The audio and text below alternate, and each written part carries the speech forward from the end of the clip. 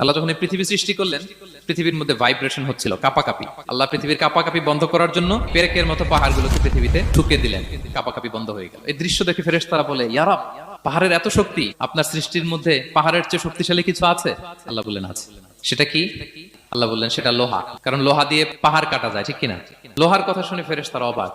ফেরেশতারা প্রশ্ন, তাহলে আপনার সৃষ্টির মধ্যে লোহার চেয়ে শক্তিশালী কিছু আছে? আল্লাহ বললেন আছে। কি সেটা? আন্নার, আগুন। কারণ আগুন লোহাকে কি করে? গলিয়ে ফেলে। ফেরেশতারা শুধু অবাকই হচ্ছে। ফেরেশতারা বলে, আগুনের চেয়ে শক্তিশালী কিছু আছে? আল্লাহ বলে আছে, আলমা, পানি। কারণ আগুনে দাউ দাউ করে জ্বলে ওঠা আগুনের মধ্যে পানি দিলে আগুন অস্তিত্ব হারায়। ফেরেশতারা শুধু অবাকই হচ্ছে। তারা বলে, তাহলে পানির চেয়ে শক্তিশালী কিছু আছে? আল্লাহ বলেন আছে, রিহ, বাতাস। কারণ বাতাস পানিকে একদিক থেকে আরেক দিকে নিয়ে যায়। জলের মধ্যে বায়ুর উচ্ছ্বাস লাগলে জলোচ্ছ্বাস তৈরি হয়, ঠিক কিনা?